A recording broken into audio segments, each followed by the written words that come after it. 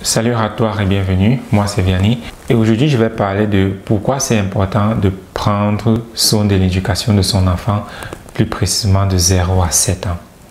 Alors tout au long de cette vidéo, je vais parler de l'importance du côté du parent de vraiment bien prendre soin de l'éducation de son enfant de 0 à 7 ans. Parce que 0 à 7 ans, c'est un âge très important pour le développement d'un individu ou bien d'un être humain. Et ce qui se passe majoritairement, c'est que les parents, n'ayant pas connaissance de cela, ne savent pas l'importance de vraiment être là ou bien de vraiment faire le meilleur pour l'éducation de leurs enfants durant cette période-là. Le truc, c'est les recherches ont été montrées que de 0 à 7 ans est une période très cruciale pour le développement d'un individu. Et l'environnement dans lequel l'individu se trouve de 0 à 7 ans, c'est ça qui va déterminer plus tard ce que l'individu sera, ce que cet enfant-là sera. Voilà pourquoi certains Chinois ont dit « Donne-moi un enfant avant 7 ans et je te montrerai un homme. » C'est tout simplement parce que quelle qu'en soit l'éducation que tu donnes à ton enfant durant cette période-là de 0 à 7 ans, c'est ça qui va déterminer plus tard qui il sera comme personne. Et un autre point aussi vraiment très important, c'est que quand on dit « Donne-moi un enfant de 0 à 7 ans et je te montrerai un homme », qu'est-ce que cela veut dire?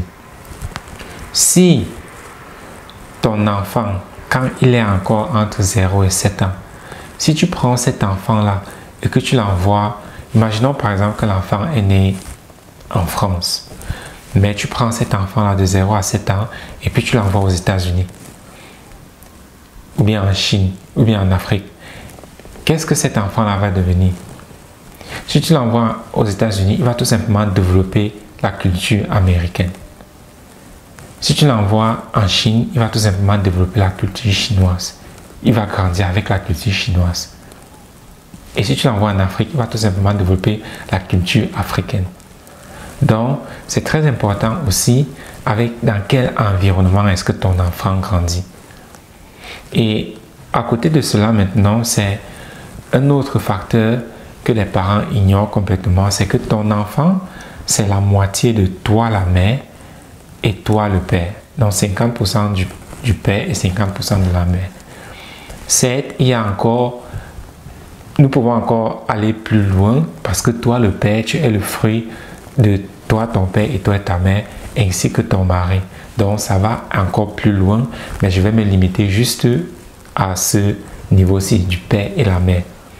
Donc si toi tu es l'enfant, le parent de cet enfant, et que toi, en tant que parent, tu n'as pas vraiment fait le travail qu'il faut avant de devenir parent. Parce que ce que nous ignorons aussi, c'est que, étant donné que notre enfant est le fruit de qui nous sommes, donc là, il est vraiment important pour nous, parents, de faire un travail préliminaire sur nous, de telle sorte que nos mauvaises habitudes, nous ne les transmettons pas à nos enfants. Parce que ce que tu vas remarquer avec tes enfants à la maison, c'est que l'enfant voit ce que tu fais et c'est ça qu'il copie. Il est la photocopie de toi, la mère et le père. Donc, si tu ne prends pas ce temps au préalable, de faire ce travail au préalable, de vraiment faire un bon travail sur toi, alors tu peux déjà imaginer ce que ton enfant serait. Parce qu'il est ta copie. Il va tout simplement te copier. Et si c'est cet avenir-là, avec ces difficultés-là, ces challenges-là que tu as, que tu veux léguer à ton enfant, dans ce cas, ne fais rien.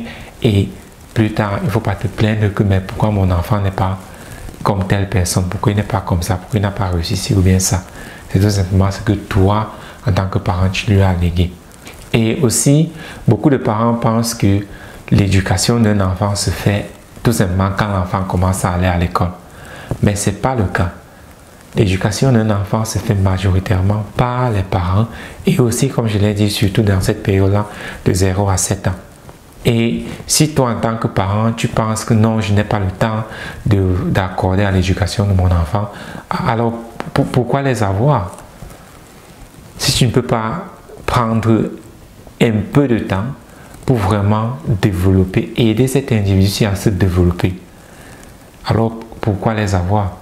Pourquoi fais-tu des enfants? Juste tout simplement parce que la société demande de faire des enfants ou tout simplement parce que tu veux aussi vraiment les aider à se développer. Parce que c'est deux aspects vraiment différents.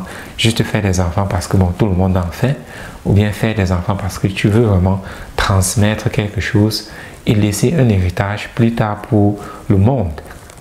Parce que quand tu vas partir, ce sont tes enfants qui seront là. Et quel héritage vraiment en tant que caractère veux-tu laisser dans ce monde-ci avant de le quitter? Cela va se voir sur tes enfants. Et aussi, quand nous parlons de cela, certains parents, parce qu'ils sont encore dans une période où les enfants sont encore jeunes, ils ne voient pas les conséquences que cela aura plus tard dans leur vie. De vraiment bien éduquer ses enfants et faire aussi ce changement-là personnel.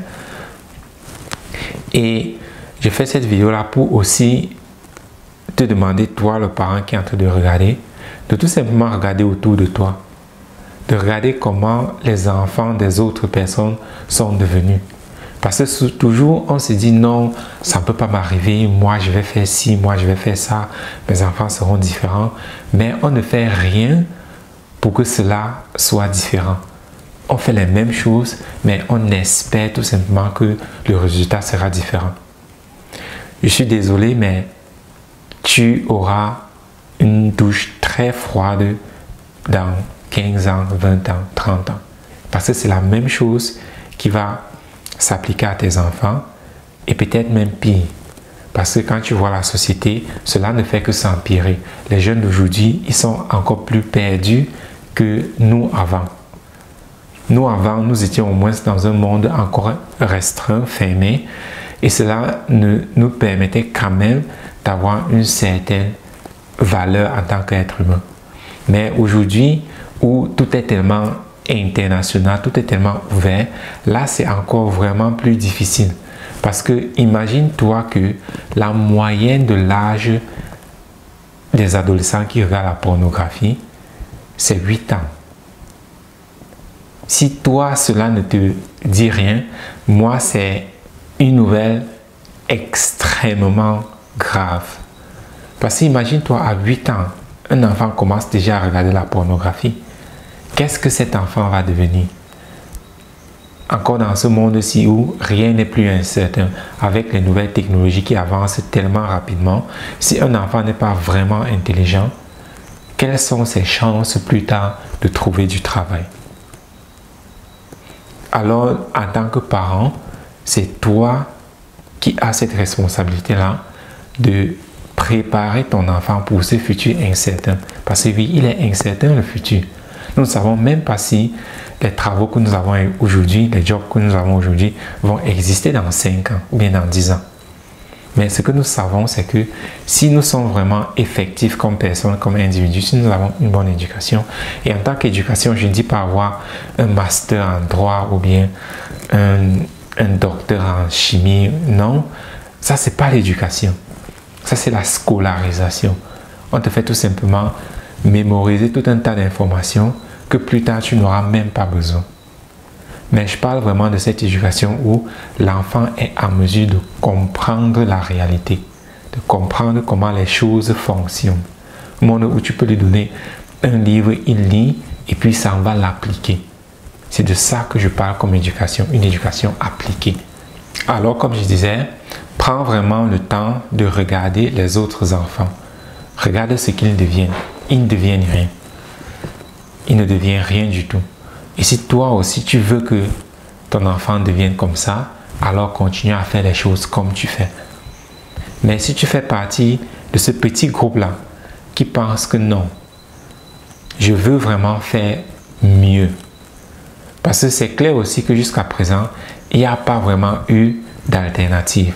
On a toujours dit, ok, quand tu es un enfant, tu l'envoies à la crèche, après tu l'envoies à l'école et il n'y a vraiment pas eu autre chose que ça.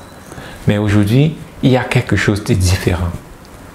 Il y a quelque chose qui te permet non seulement de travailler sur toi, t'améliorer, travailler en tant que personne, parce que comme j'ai dit, la personne que tu es, c'est ça que tu transmets à ton enfant.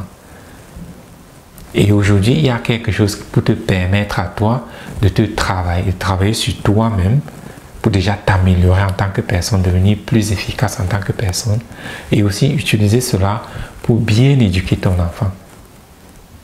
De telle sorte que ton enfant n'ait pas à subir toutes ces séquelles dans lesquelles nous faisons face aujourd'hui. Des enfants qui regardent de la pornographie à 8 ans. Des adolescents de 12 ans, 13 ans qui n'ont plus aucun respect pour leurs parents. Que le parent ne sait plus quoi faire d'eux. Et ils ne sont qu'à 12 ans, 13 ans, 14 ans. Qu'est-ce que ces jeunes-là vont devenir 20 ans, 25 ans? Ils n'auront plus de repères. Et imagine qui est-ce qu'ils vont blâmer toute leur vie? Leurs parents. Parce qu'ils vont se dire, mais qu'est-ce que ceux-là ont eu en tête en me faisant venir dans ce monde? Je n'ai pas demandé à venir ici. Et eux, ils me font venir ici pour me faire souffrir. Toute cette peine-là que l'enfant va vraiment subir, il va juste se tourner vers ses parents et dire c'est à cause de toi. Et comme j'ai dit, il y a un moyen de prévenir cela. Et là maintenant, la décision, c'est à toi, le parent, de savoir qu'est-ce que tu veux faire. Qu'est-ce que tu veux vraiment pour ton enfant. Parce que la meilleure et l'unique personne vraiment d'assurer l'avenir de son enfant, c'est toi, le parent. C'est à toi que revient la décision. Alors, comme je disais, à toi, le parent, fais quelque chose. Tu peux faire tout ce que tu veux pour vraiment trouver une solution à cela. Mais comme j'ai dit, nous avons déjà des moyens que nous avons mis sur pied pour accompagner les parents. Pour accompagner les parents de 1, pour se changer eux-mêmes, et de 2, pour donner la meilleure éducation à leurs enfants.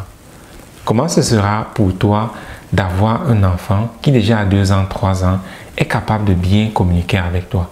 Lui est capable de bien tenir une conversation avec toi, de telle sorte que tu puisses vraiment lui bien l'éduquer.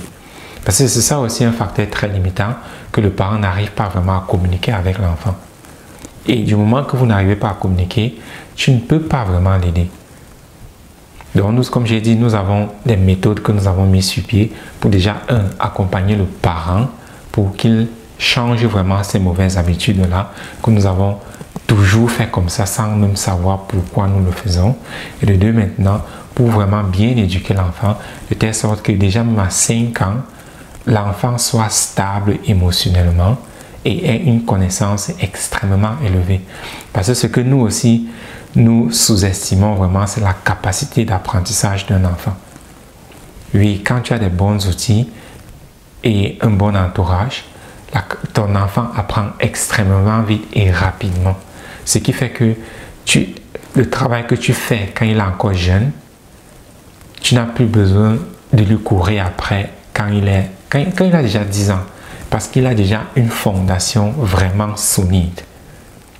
L'avantage que tu as vraiment en tant que parent, c'est qu'une fois que tu construis bien la fondation de ton enfant très jeune, tu n'as plus besoin de lui courir après qu'il a 12 ans, 15 ans, 18 ans. Parce que tu as déjà fait le nécessaire dès son bas âge. Mais ce que les parents pensent souvent, c'est plutôt l'inverse. C'est non, c'est quand mon enfant sera grand que je vais commencer à l'éduquer. Mais c'est l'inverse. C'est un peu comme planter un arbre et attendre qu'il grandisse avant que tu commences à vouloir le déformer ou bien le faire grandir dans une certaine direction. Non, ce n'est pas le cas. Et c'est pareil pour un individu. C'est étant tout petit que tu lui inculques vraiment le savoir que tu veux qu'il ait une fois qu'il est grand. Parce qu'une fois qu'il est grand, là, c'est extrêmement difficile. Parce que regarde un peu ton cas pour toi-même. Chaque fois que tu te retrouves en train de faire des choses que tu n'aimes pas, ou bien un comportement que tu n'aimes pas chez toi, combien de temps est-ce que ça te prend pour vraiment changer ce caractère? Si tu parviens même déjà à le changer. Parce que majoritairement on dit, qu'est-ce que tu veux que je fasse? C'est ma nature. Non, ce n'est pas ta nature. C'est pas ta nature. C'est tout simplement une mauvaise éducation que tu as reçue et tu ne sais pas comment changer. Et comme je l'ai dit, nous avons des méthodes qui permettent déjà aux mamans de se changer eux-mêmes, donc éliminer toutes ces habitudes, tous ces caractères qu'elles auraient préféré ne pas avoir pour maintenant développer de bons caractères. Et en même temps aussi, bien éduquer ton enfant, de telle sorte que ton enfant, dès le bas âge, il ait la fondation nécessaire. Donc, si toi aussi cela te parle, comme j'ai dit, nous avons une méthode pour assister aux parents dans ce sens-là et aussi éduquer les enfants en même temps, parce que les deux vont de pair. Donc, si cela te tente, donc tu peux me contacter. Mes contacts sont dans la barre de description et ensemble, nous voyons comment faire pour que toi aussi, tu deviennes non seulement le meilleur parent, mais que ton enfant aussi soit vraiment un futur génie. Parce que oui, les génies, ça se travaille dès le bas âge. C'est dès le bas âge que tu peux créer un génie. Donc, c'était ça pour cette vidéo sur comment bien réussir l'éducation de son enfant. Et si cela, comme je l'ai dit, si cela te parle, si tu vois que c'est quelque chose que toi aussi, tu mets de la valeur dessus, dans ce cas, contacte-moi. Et de là, nous pouvons en discuter. À la prochaine. Bye bye.